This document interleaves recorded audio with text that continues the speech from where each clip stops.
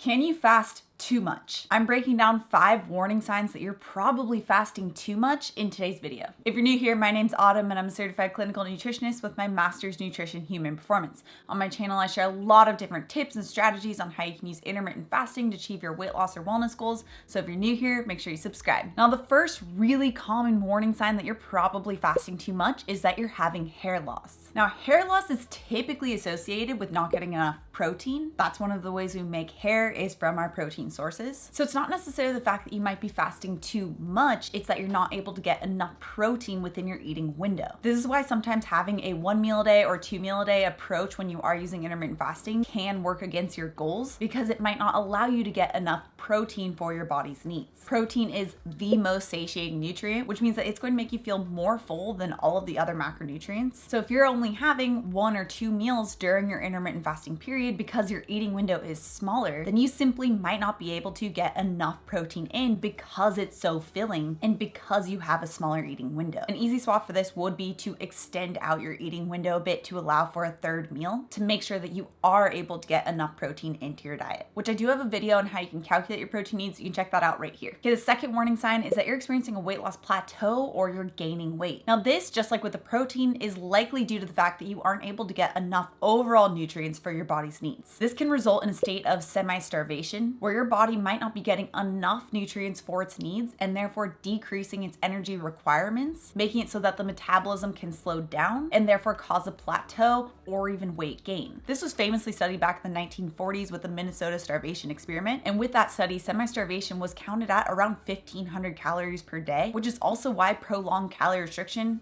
aka semi-starvation, can also cause this weight loss plateau or weight gain effect as well. And just like with the protein, the easy fix here is first of all addressing your food, making sure that you can get enough nutrients for your needs during your eating window. And if you can't, opening up your eating window a bit to allow for another meal. And the type of food really matters with what you're going to be eating during your eating window, especially if weight loss is your goal. This is something I cover extensively in the complete intermittent fasting program with recipes and meal plans and strategies that you can use. And peeps like Ron and Corolla have used it to help them achieve their weight loss goals. So I'll have that link down in the description below so you guys can check that out. The third is that you're losing muscle. An easy way to keep track of this is by using a body fat scale that also measures muscle mass. And intermittent fasting has been found to primarily use fat as a fuel source. So if you're experiencing muscle loss, it's likely due to the fact that you aren't getting enough protein during your eating window. And if you have an extremely short eating window, then this is again where you might want to open that up a bit to allow for more protein intake. Now there's at-home scales you can get. They're not the most reliable option, but it can at least give you an idea of how you're progressing with your muscle mass. But you can also typically get this done at your doctor's office or at a lot of gyms. The InBody machine is a really great, cool machine that shows you a complete breakdown of muscle mass in all the different areas of your body. So using these measurements where you can measure your body fat percentage and your muscle mass is actually going to be a better tool than just looking at the scale itself.